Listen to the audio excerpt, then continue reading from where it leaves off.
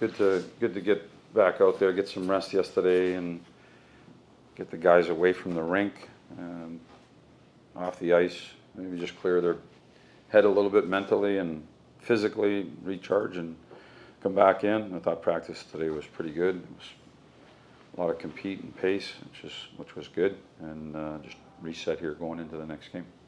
What do you want to see from the D-Corps in the time that Fox is out? I mean, you know, guys always talk about they want to step up, but you also don't want people to try to do too much because that hardly ever works out. What do you want to see from that group in these next few games?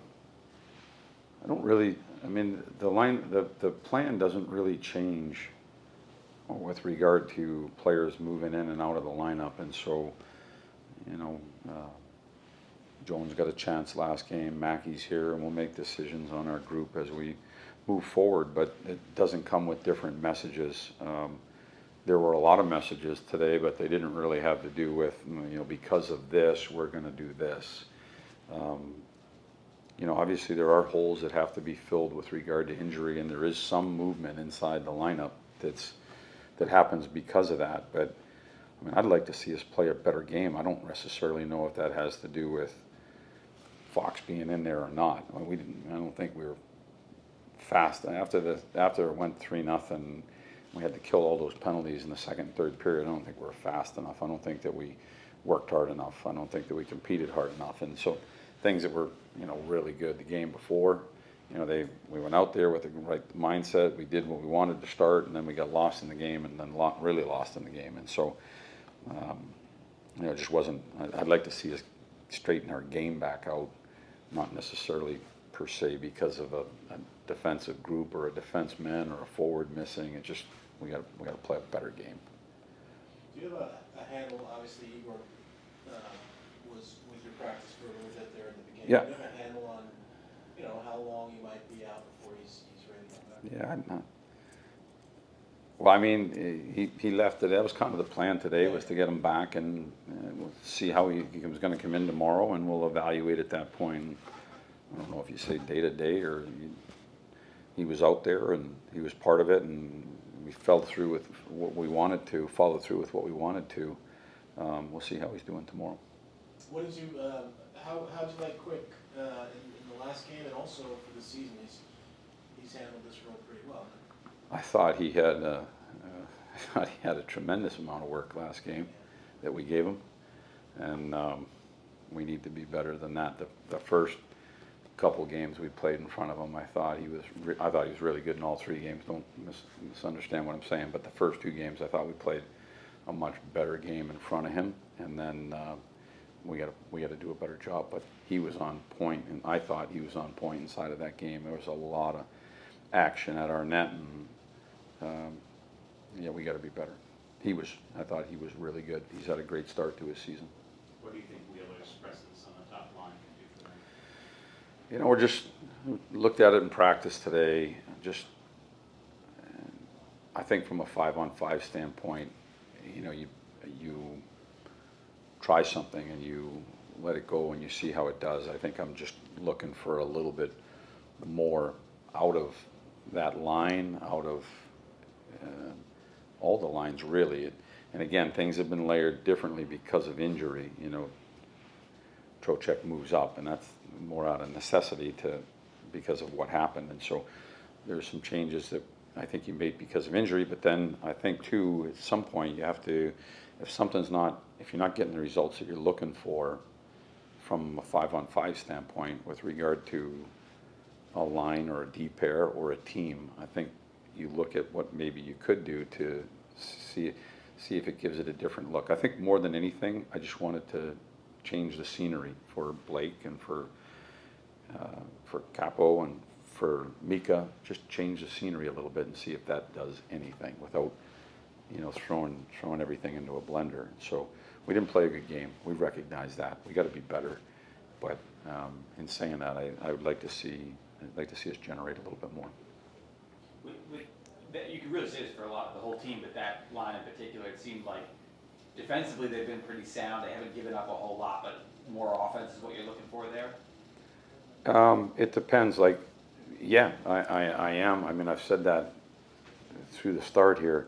But I didn't think it was a problem necessarily the game before. We played Carolina, possesses the puck a lot. It's difficult to generate shots and chances off of them. Thought we did a pretty good job inside of that game. And so again, we're talking about a game that, you know, I don't think anybody, the players or myself, just weren't thrilled with it. And take the point and go home and get out of there. But that doesn't mean we don't address things or look at things and try to get better. As far as Wheeler is concerned, when he talked about not being a self person in 6 games. Yeah. What have you seen from him since this first season? Yeah, I think he's moving his feet better, and this is a guy who's put up points, and I think he had 60 points last year.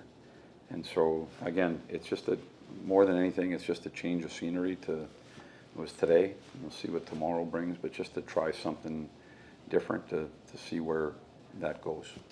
You've had Kreider and Zibanejad for about a month now, Mhm. you know, training camp receiving. Do you think there is a prototypical right wing they need to play with? Is it, you know, is there a certain style player who will enhance their skill, or is it individual? I'm not sure. I do think that, you know, I've tried different, you know, I've had Panarin out there quite a few times with them. That's a different type of player. And so I think we are looking at everything. I'm also trying to find a balance inside of the lines. This isn't to say either that, you know, we don't go back with Capo either at some point. I think just to change it up without you know, throwing everything out. Like, it's been a good start for us. There are plenty of games where we have generated chances, but just to give it a different look and to change the way it looks for a night, just to see how it, or for a day, or for tomorrow, or for possibly a game, to see how it looks. I don't think there's anything wrong with that. To answer your question, I'm not sure. You know, I think maybe Capo is that guy too, and so. But I think just through the course, it's not like we tried it for 2 games and it didn't work, or that line didn't produce the way we thought it would, and change it up. I think you have to give it a stretch to see what happens. And so, you know, maybe it helps Capo, and you know, all of a sudden he's producing more and generating more points, finding a different line and a different view and different pairings and different matchups. And so, we'll see. With the D pairs, obviously the handedness is a little imbalanced. Now you have 4 lefties and 2 righties, but yeah, last game. Is Gustafson the guy who's most comfortable playing on the right? And then also your comfort with having 2 young guys, potentially Jones and Schneider, on the same pair for an extended time? Yeah, I think Jones can play the right side as well. Gus, I know, plays the right side.